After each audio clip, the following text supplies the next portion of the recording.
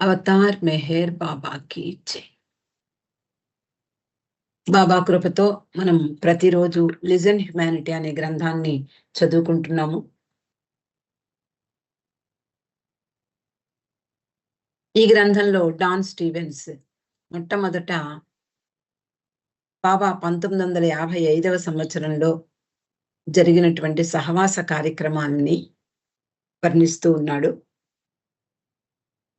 ప్రస్తుతం మనము బీదల కార్యక్రమం అంటే 3వ రోజు, అంటే వారంలో ఏదో వారంలో ఒక 3వ రోజున బీదల కార్యక్రమం. ఆ తర్వాత మిగిలిన కార్యక్రమాలు కూడా ఉన్నాయి అని చెప్పి మనం తెలుసుకున్నాం. బీదల కార్యక్రమం ప్రారంభమైంది. ఆరంగాంకి చెందినటువంటి అనేక మంది బీదవారందరూ కూడా బాబా కార్యక్రమం ఎక్కడైతే జరుగుతోందో అక్కడికి అందరూ చేరుకున్నారు. అందరినీ బాబా ముందుకు తీసుకొస్తూ ఉన్నారు. బాబా ముందు నిన్న మనం అంతా కూడా ఇదంతా వర్ణించుకోవడం చూసాం, చదివాం. ఆయన ఒక కుర్చీలో కూర్చుని ఉండగా ఆయన ముందు ఏర్పాటు చేయబడినటువంటి ఒక బల్ల, అటువైపు మెట్లు ఇటువైపు మెట్లు ఉంటాయి. వచ్చిన వాళ్ళందరినీ ఒక్కొక్కళ్ళని పైకి ఎక్కించడము, బాబా వాళ్ళ పాదాలు కడిగి ఆయన నుదుటిని తాకించి వాళ్ళకి 4 రూపాయలు దక్షిణగా ఇవ్వడము జరుగుతోంది. అలా మధ్యలో సత్యమాంగ్ అనేటటువంటి ఒక గజ దొంగ బాబా ముందుకు వచ్చినప్పుడు బాబా అతన్ని గురించిన విషయాలన్నీ కూడా ఇరుచి ద్వారా చెప్పించారు.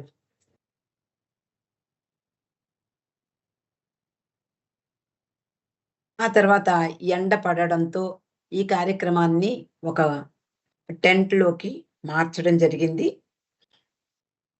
అలా ఆ ప్రదేశంలో అనేకమైనటువంటి మానవుల యొక్క పాదాలు అవతారుని కరస్పర్శచే పునీతమవుతూ ఉన్నాయి. ఆయన సేవలు అందుకుంటూ ఉన్నాయి. కొందరి పాదాలు మురికిగా ఉన్నాయి, కొన్ని పాదాలు అలసిపోయినట్లున్నాయి, మరికొన్ని పాదాలు సన్నగా బక్కచిక్కి ఉన్నాయి, కొన్ని పాదాలు పుండ్లు పడ్డాయి. ఇలా అనేక రకాలైనటువంటి ఆ బీదవారందరూ కూడా బాబా ముందుకు వస్తూ ఉన్నారు. బాబా సేవలు అందుకుంటూ ఉన్నారు. అక్కడ అంతా కూడా నిశ్శబ్దం. ప్రతి ఒక్కరూ ఈ కార్యక్రమం మీదే దృష్టి పెట్టి ఉన్నారు. ముఖ్యంగా మండలి వారందరూ కూడా బాబా ఏ విధంగా ఆయనకు అనుకూలంగా ఉండేలాగా అన్నీ సమకూరుస్తున్నారు. అంతటా నిశ్శబ్దం. అక్కడ వినపడే సౌండ్ ఏమిటి అంటే రేకు గిన్నె. బాబా ఆ గిన్నెలో నుండి నీళ్లు తీసి వాళ్ళ పాదాల మీద పొయ్యడము, తిరిగి ఆ నీటిని మళ్ళీ నీటితో ఆ గిన్నెను నింపడము, ఈ చప్పుడు మాత్రమే వినిపిస్తోందట. అలాగే బాబా ఆయనతో పాటు మండలి వారు ఆ కార్యక్రమం పూర్తయ్యే వరకు చాలా శ్రద్ధగా, ఏకాగ్రతతో, చాలా సంయమనంతో వ్యవహరించారట. ఈ కార్యక్రమం పూర్తి కావస్తోంది. మనమంతా మొన్న చదువుకున్నాం, 250 మంది బీదవారిని రప్పించారు. అలా ఈ కార్యక్రమం పూర్తి కావస్తుండగా బాబా తర్వాతి కార్యక్రమం గురించి తొందరపడుతున్నారు. బాబా ఎప్పుడు కూడా ఒక్క క్షణం కూడా వేస్ట్ చేసేవారు కాదు. అలా ఇరుచ్కి సైగలు చేస్తూ ఉన్నారు. డాన్ సినిమా అంటే వీడియో తీస్తా అన్నాడు కదా, దానికోసం అన్ని సిద్ధం చేసుకున్నాడా, ఎక్కడ తీయాలనుకుంటున్నాడు, దానికి ఎంత సమయం పడుతుంది అని సంజ్ఞలు చేస్తూ ఉన్నారు. బాబా అడిగిన ప్రశ్నలను ఇరిచి బయటకు చెప్తూ ఉన్నాడు. ప్రేమికులందరూ, సహవాసీయులందరూ కూడా ఈ విషయాల్నే పక్కవారిని అడగడం ప్రారంభించారు. అంటే ఎక్కడ తీస్తాడు, ఎంత సమయం పడుతుంది, ఒక ప్రక్కన ఎండ బాగా నడినెత్తి మీదకి వచ్చేసింది, ఇలా ఒకళ్ళనొకళ్ళు ప్రశ్నించుకుంటున్నారు. దానికి జవాబులు కూడా పక్క వాళ్లే చెప్తూ ఉన్నారట. అక్కడ ప్రతి ఒక్కళ్ళు కూడా ఆదేశించేవారే. ఇలా అయితే బాగుంటుంది, అలా చేస్తే బాగుంటుంది, అందరూ సజెషన్స్ ఇస్తూ ఉన్నారు. వారిలో అంతులేని ఉత్సాహం, సాటి లేని ఉద్వేగం. దానితో అక్కడ వాతావరణం అంతా కూడా హడావిడిగా మారిపోయింది. అమెరికా ప్రేక్షకులకు టీవీలో చూపించడం కోసం తీసే చలనచిత్రం అంటే వీడియో, అందులో పాల్గొనాలని ఈ ఆలోచనే ప్రతి ఒక్కరిని ఆనందంలో ముంచింది. అంటే అక్కడున్న వాళ్ళందరూ కూడా వీడియోలో పడతారు. కాబట్టి అందరూ అక్కడున్నటువంటి వాళ్ళందరూ కూడా ఎంతో ఆనందిస్తూ ఉన్నారు.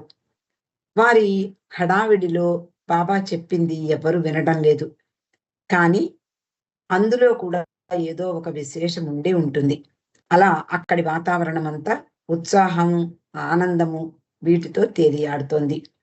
కెమెరాకు కావలసిన వెలుతురును, దానితో పాటు బాబాకు నీడను సమకూర్చడం కొంచెం కష్టంగానే మారింది.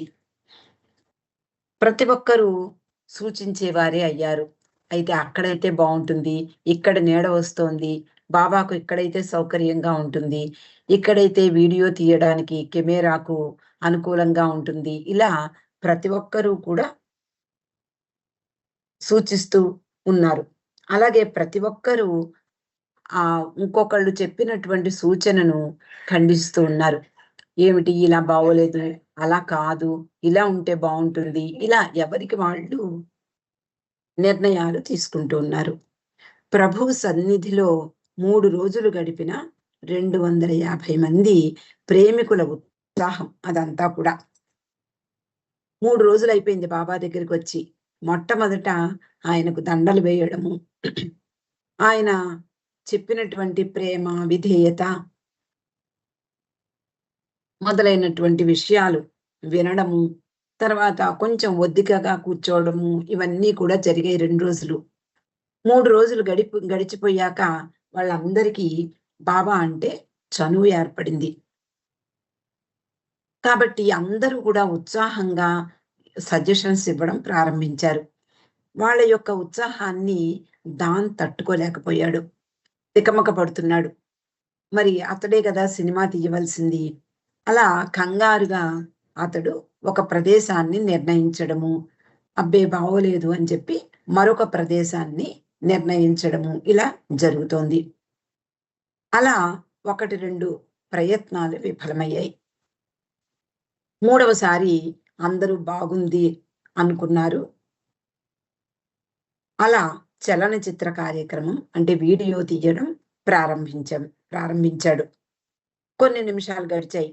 అంతలో అంటే ఆ అక్షర పలకం అంతకు ముందు రోజు చదువుకున్నాం మనం. అక్షర పలకం వదిలి బాబా 1 సంవత్సరం దాటిపోయింది. కానీ ఇప్పుడు వీడియో తీస్తాను బాబా, అక్కడి అమెరికా ప్రజలకు టీవీలో ప్రదర్శిస్తాము. అప్పుడు నువ్వు ఏ విధంగా గాడ్ స్పీక్స్ మొదలైన గ్రంథాలు ఈ అక్షర పలకం ఉపయోగించి చెప్పడం జరిగిందో వాళ్ళందరికీ అర్థమవుతుంది. లేకపోతే వాళ్ళు ఊహించడానికి కూడా కష్టంగా ఉంది. అక్షర పలకం ఏమిటి? దాని మీద ఆయన సూచిస్తూ ఉండగా అంత పెద్ద ఆధ్యాత్మిక గ్రంథాలను ఎలా వెలువరించారు? ఇవన్నీ కూడా అందరికీ అనుమానాస్పదంగానే ఉన్నాయి. అందరికీ సందేహాలే. కాబట్టి ఇలా వీడియో చూపించినట్లయితే అందరికీ అంటే బాబా ప్రేమికులకు ఒక అవగాహన కలుగుతుంది అనే ఉద్దేశంతో డాన్ బాబాని అనుమతి కోరాడు. బాబా కూడా అనుమతిచ్చారు. కానీ అక్షర పలకం ఉపయోగించడం మానివేసిన కారణంగా బాబా ఈరోజు అంటే వీడియో కోసం అక్షర పలకాన్ని పట్టుకుని దాని మీద ఏం సూచిస్తారట? నేను అక్షర పలకాన్ని వాడడం మానివేశాను. ఇది అందరి కోసము, ఇప్పుడు ఈ వీడియో కోసం మాత్రమే దీన్ని ధరించాను అని చెప్తాను అని చెప్పారు బాబా. ఈ విషయాలు మొన్న చదువుకున్నాం మనం. అందువలన ఆయన అక్షర పలకం మీద సూచిస్తున్నటువంటి ఆ వీడియో తీయడం జరిగింది. అంతలో బాబా పని పూర్తి అయ్యింది అంటూ సూచిస్తూ 2 చేతులు పైకెత్తి సంజ్ఞలు చేస్తూ ఉన్నారు. ఇరిచి ముఖంలో సరదా, చిరాకు వాటితో కలగలిసిన చిరునవ్వు మెరిసింది. నెమ్మదిగా బాబా ఉద్దేశాన్ని అంటే బాబా చేసినటువంటి సైగలను బయటకు చెప్పాడు. ఆయన ఏమంటున్నారు అంటే, డాన్ 10 నిమిషాలలో పని పూర్తవుతుంది అని చెబితే 30 నిమిషాలు పడుతుంది అని బాబాకు తెలుసు అని చెప్పమన్నారు. అది వివరించాడు ఎరిచి. ఆ రోజు పవిత్రమైన రోజు. పేదవారి పాదాలు కడగడము, చలనచిత్ర చిత్రీకరణ 2 ఒకే రోజు జరిగాయి. అప్పటికి సమయం మధ్యాహ్నం 2:30 గంటలయింది. అందరూ భోజనాలకు వెళ్ళారు.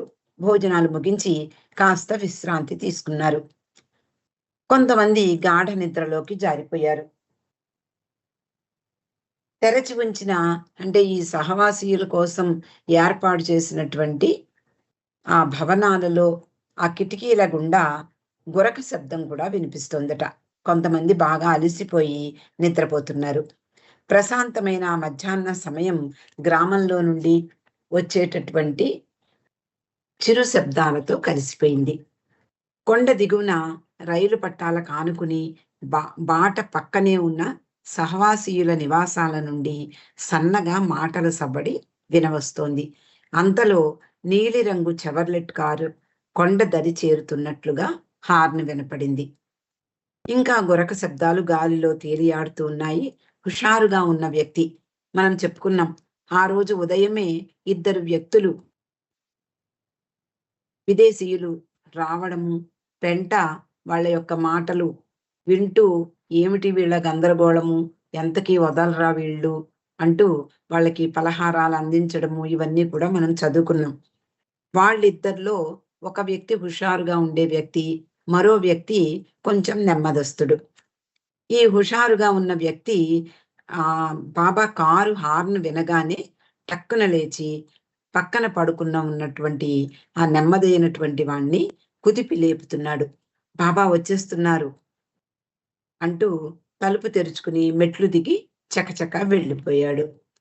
మళ్ళీ అంతలోనే వెనక్కి వచ్చి, అయ్యో నా టోపీ మర్చిపోయా, ఆలస్యం చెయ్యకు, తొందరగా రా అంటూ అతడు ముందుకు పరిగెట్టాడు. అతడు బహుశా డాన్ స్టీవెన్స్ అయి ఉండవచ్చు. అప్పటికే కారు గేటును సమీపించింది. వెనుక వైపు మిగిలిన వాళ్ళందరూ కూడా బయలుదేరారు. ఎరిచి ఆనాటి ఉదయమే ఈ వచ్చినటువంటి 2 వ్యక్తుల దగ్గరికి వచ్చాడు. వాళ్ళు ఇంకా జెట్లాగ్ లోనే ఉన్నారు. అంటే విదేశాల నుండి వచ్చినటువంటి వాళ్ళు విమాన ప్రయాణం చేసి వచ్చి అలసిపోయారు. అందులో ముఖ్యంగా ఇక్కడ పగలైతే అక్కడ రాత్రి అవుతుంది కాబట్టి ఇక్కడ పగటి సమయంలో నిద్ర వచ్చేస్తూ ఉంటుంది. కాబట్టి వాళ్ళు నిద్దట్లోనే ఉన్నారు. అప్పుడు ఎరిచ్ వీళ్ళ దగ్గరికి వచ్చి అంటున్నాడు, మిల్డ్రెడ్ కైల్ అస్థికలను పూడ్చిపెట్టే సమయంలో మీరిద్దరూ అక్కడే ఉండాలని బాబా కోరుతున్నారు. బాబా విషయం బాబా ఏం చెప్పారు వాళ్ళిద్దరికీ చెప్తున్నారు అని డాన్ వైపు తిరిగాడు ఎరిచి. డాన్, నువ్వు మిల్డ్రెడ్ కైల్ ని కలిసావు కదా, నువ్వు తిరిగి అమెరికా వెళ్ళిన తర్వాత ఆమె అస్థికలను ఇక్కడ బాబా సమాధికి కొంచెం దూరంలో పాతి పెట్టడం అనే విషయాన్ని వాళ్లకు వివరించి చెప్పాల్సి ఉంటుంది అని చెప్పాడు. నువ్వు చూసింది వాళ్ళందరికీ చెప్పాలి. వాటిపై ఒక పాలరాతి పలక తయారు చేయించి దానిపై పెడతారు. ఈ విషయాలన్నీ కూడా ఎరిచి వాళ్ళిద్దరికీ వచ్చి ముందరే ఉదయమే వచ్చి చెప్పాడు.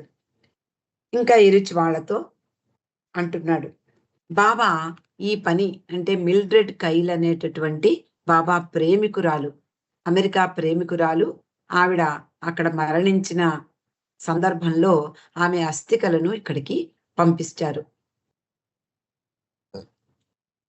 ఈ పని పూర్తి చేసే వరకు సహవాసీయులను పైకి రావడానికి బాబా అనుమతించలేదు. తర్వాత వాళ్ళందరూ కూడా కొండ మీదకు వస్తారు. అక్కడి స్థలాలను, కట్టడాలను, బాబా భావి సమాధిని అందరికీ బాబా చూపిస్తారు అని ఇరిచ్ వాళ్ళిద్దరికీ చెప్పాడు. వాళ్ళిద్దరూ మౌనంగా తల ఊపారు. అక్కడ నుండి వాళ్ళిద్దరూ ఈ మధ్యాహ్న సమయంలో కొండపైకి వెళ్ళారు. వాళ్ళిద్దరిని అనుమతించారు బాబా మండలి వారు. వాళ్ళు ఇదే మొట్టమొదటిసారి మెహరాబాద్కి రావడం. కొండ మీదకి వెళ్ళేసరికి అక్కడ బోర్లించిన అర్ధగోళాకారం గల శిఖరంతో నలుచదరంగా నిర్మించినటువంటి ఒక కట్టడం కనిపించింది. అదేమిటో మనకందరికీ తెలుసు.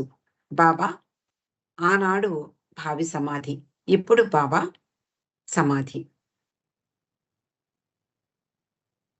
అక్కడ వాళ్ళిద్దరికీ ఈ బోర్లించిన అర్ధగోళాకారంలో ఉన్నటువంటి శిఖరంతో కూడిన నలుచదరంగా నిర్మించినటువంటి బాబా భావి సమాధిని, దానితో పాటు అక్కడ ఉన్నటువంటి ఇతర కట్టడాలను కూడా వాళ్ళు చూశారు. అక్కడ ఇతరుల సమాధులు కూడా ఉన్నాయి. బాబా భావి సమాధి కొన్ని సంవత్సరాల క్రిందటే నిర్మాణమైంది. దానికి అనతి దూరంలో బాబాకు మిక్కిలి ప్రేమపాత్రులు, విశ్వాసపాత్రులు అయిన పాత తరానికి చెందినటువంటి అనుచరుల సమాధులు కూడా ఉన్నాయి. ఇప్పుడు మనకి కనిపిస్తాయి.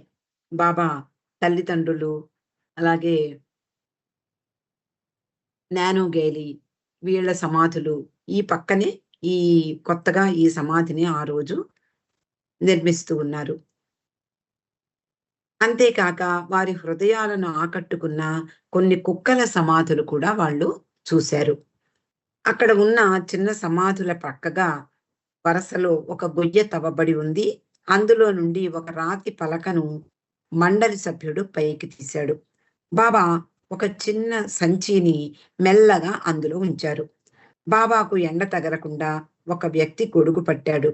ఆ సమయంలో ఆ పవిత్ర స్త్రీమూర్తి, అంటే ఎవరి అస్థికలనైతే బాబా ఆ గోతిలో ఉంచారో ఆవిడ గురించి చెప్తున్నాడు డాన్. ఆ పవిత్ర స్త్రీమూర్తి గురించిన జ్ఞాపకాలు ఆయన మదిలో మెదలసాగాయి. ఆ ప్రభువు ఆమె గురించి ఏమి ఆలోచిస్తున్నారో మరి మనకెవ్వరికీ తెలియదు. బహుశా ఆమె జీవించి ఉన్నప్పటికంటే ఈ క్షణంలో ప్రభు సన్నిధిలో ఉందావిడ. ఈ రూపంలో, అంటే అస్థికల రూపంలో మరింత సుఖము అనుభవిస్తూ ఉండవచ్చు. ఆమె జీవితం ఎలా ఉండేదో ఊహించలేం. మానవునిలోని వేరు భావమనే అభేద్యమైనటువంటి గోడలను బద్దలు చెయ్యాలని ఆమె పరితపించి ఉండవచ్చు. అంటే ఈ ద్వంద్వ ప్రపంచం నుండి అతీతంగా వెళ్ళిపోవాలి, బాబా సన్నిధిలో సేదదీరాలి అని ఆమె పరితపించి ఉండవచ్చు అని చెప్తున్నాడు. బహుశా ఆమె సాధించి ఉండవచ్చు కూడా. ఆమె అస్థికలను వాటి చుట్టూ ఉన్న మట్టి, రాళ్ళు సంరక్షిస్తూ ఉన్నాయి. అంటే బాబా ఆ గోతిలో పెట్టేశారు. అంతకంటే ఎక్కువగా సర్వసాక్షి అయిన బాబా హృదయంలో ఆమె ఇప్పుడు సురక్షితంగా ఉండి ఉండవచ్చు అని వర్ణిస్తున్నాడు డాన్ స్టీవెన్స్. బాబా వేలితో చిట్టిక వేశారు. నిశ్శబ్దంగా నిలబడి ఉన్నారు. ఆ చిన్న గొయ్యపై రాతి పలక తిరిగి ఉంచబడింది. మిల్డ్రెడ్ కైల్ శరీరం ఇప్పుడు హాయిగా విశ్రాంతి తీసుకుంటోంది. ఈ కార్యక్రమం పూర్తయిన తర్వాత సహవాసీయులందరూ కూడా కొండ మీదకు వచ్చారు. అందరూ అక్కడికి చేరుకున్నారు. బాబా కూడా తన బృందంతో, అంటే తన మండలి వారు, ఆ రోజు వచ్చినటువంటి డాన్ స్టీవెన్స్, ఫ్రాన్సిస్ బ్రెవజాన్ వీళ్ళందరితో కలిసి అక్కడకు చేరుకున్నారు. అక్కడ మధ్యగా ఉన్న ఒక కట్టడం, అంటే ఇప్పుడు మనకి ఆ జెండా పైకి ఎగురుతూ మెహర్ రిట్రీట్ అనే బిల్డింగ్ కనపడుతోంది కదండి. ఆ బిల్డింగ్ దగ్గరికి వచ్చారు. ఆ కట్టడం చుట్టూ తిప్పి చూపించారు వాళ్ళందరికీ. అది సుమారు 8 అడుగుల ఎత్తుగా ఏటవాలుగా రాతితో నిర్మించబడింది. దానిపైన గదులను చెక్క పలకలతోనూ మట్టితోనూ నిర్మించారు. నిజానికి ఈ రాతితో నిర్మించిన ఏటవాలుగా ఉన్న కట్టడం బ్రిటిష్ సైనికుల కొరకు నీటిని నిల్వ చేసే నీటి ట్యాంక్, వాటర్ ట్యాంక్. తర్వాత బ్రిటిష్ వారు మన దేశం నుండి వెళ్ళిపోయిన తర్వాత ఈ నీటి ట్యాంకు నిరుపయోగంగా ఉండిపోయింది. ఈ విషయాలన్నీ కూడా బాబా సహవాసీయులందరికీ కూడా తెలియజేస్తున్నారు. 1922 సంవత్సరం ప్రాంతంలో బాబా ఈ ప్రాంతానికి రావడం జరిగింది. ముఖ్యంగా 1923వ సంవత్సరం తర్వాత ఆ ప్రాంతాన్ని తన కార్యక్రమ కేంద్రంగా బాబా ఉపయోగించుకున్నారు. తర్వాత 1938వ సంవత్సరంలో ఈ నీటి ట్యాంకు పై భాగంలో 2 గదులను మండలి వారి చేత నిర్మింపజేశారు. క్రింది భాగాన 2 దారులు ఏర్పాటు చేశారు. అంతకుముందు ఆ నీటి ట్యాంక్‌కి ఏమాత్రము దారి ఉండేది కాదు. తర్వాత బాబా ఈ సమయంలో 2 దారులు తలుపులు అమర్చారు. ఒకటి సరుకులు నిల్వ చేసేందుకు, మరొకటి పడక గదిగాను మార్చారు. తర్వాత వాళ్ళందరూ బాబాతో కలిసి దానికి వెనుక వైపు ఉన్న వరండాలోకి వెళ్ళారు. మనకందరికీ తెలుసు, ఇప్పుడు కూడా మనం అక్కడ బాబా గడి ఉంటూ ఉంటుంది. అక్కడే ఉంచుతారు. అక్కడికి మనం వెడుతూ ఉంటాం. అక్కడికి వెళ్ళారు బాబా తన సహవాసీయులతో కలిసి. దానికి చుట్టూ గోడలు లేవు. పైకప్పు రేకులతో నిర్మించబడింది. అక్కడి నేల మట్టి ఆవు పేడతో అలకబడి కొంచెం తడిగా ఉంది. కానీ ఎక్కడా చెడు వాసన రావడం లేదు. కూర్చునేందుకు అనువుగానే ఉంది.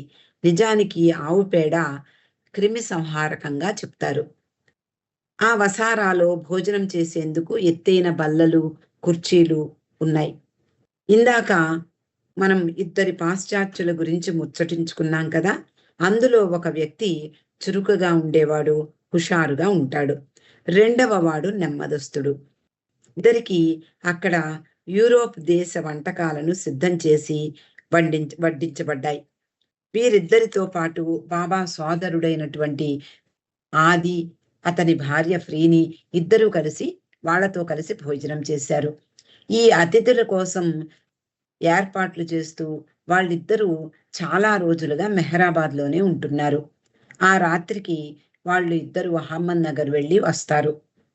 వసారాలోకి ఉత్సాహంగా వచ్చినటువంటి సహవాసీయులందరినీ కూడా ఎరిచి కూర్చోవలసిందిగా సూచించాడు. బాబా కూడా అక్కడ ఉన్నటువంటి ఒక క్యాన్వాస్ వాలు కుర్చీలో వెనుకొక వాలు కూర్చున్నారు. బాబా తన ప్రవచనాన్ని మొదలు పెట్టబోతుండగా ఆయన దృష్టి ఇంకా కొంచెం తడిగా ఉండి అలకబడినటువంటి నేలపై పడింది. రెప్ప వాల్చకుండా చూస్తున్న బాబా ముఖంలో దాని గురించి విచారం కనిపించింది. అయ్యో, ఈ తడిగా ఉన్నటువంటి నేల మీద వీళ్ళందరూ కూర్చుంటున్నారు, వీళ్ళకి జలుబు చేస్తుంది అనే ఉద్దేశంతో బాబా ముఖంలో విచారం కనిపించింది. బాబా అక్కడున్న ఇరిచ్, ఆది, సావకులతో కొన్ని క్షణాలు చర్చించారు. ఆ తడి నేలపై కూర్చున్నందువలన కొంతమందికి జలుబు చేయగలదు అనే భావం బాబా సంజ్ఞలలో ద్యోతకమైంది. వెంటనే ఎరిచి వాళ్ళందరినీ నీటి ట్యాంకు పైన నిర్మించబడిన గదిలోకి తీసుకువెళ్ళాడు. అక్కడ తెరిచి ఉంచబడిన కిటికీల గుండా ఆ మధ్యాహ్న సమయంలో చల్లని గాలులు వీచసాగాయి. నేల చల్లగా ఉంది. బాబా తృప్తిగా తలాడించారు. అందరూ ఆయన వైపే చూస్తూ ఆయన చెప్పేది వినడానికి శ్రద్ధగా ఎదురు చూస్తూ కూర్చున్నారు. అలా సహవాసీలందరినీ కూడా కొండ మీదకు తీసుకువెళ్ళడము, అక్కడ ఉండేటటువంటి తన భావి సమాధి, అలాగే అక్కడ ఉన్న ఇతర కట్టడాలు, మనం ఇందాక చదువుకున్నట్లుగా ఈ వాటర్ ట్యాంకు, దాని మీద నిర్మించబడినటువంటి ఈ 2 గదులు, ఇవన్నీ కూడా వాళ్ళకి చూపించారు. వరండాలో కింద ఈ తడిగా ఉన్నందువలన ఇరిచ్ వాళ్ళందరినీ కూడా ఈ మెహర్ రిట్రీట్ పైన ఉండేటటువంటి గదిలోకి తీసుకువెళ్ళడం జరిగింది. ఇక్కడికి ఈరోజు ఆపుకుందాం అండి.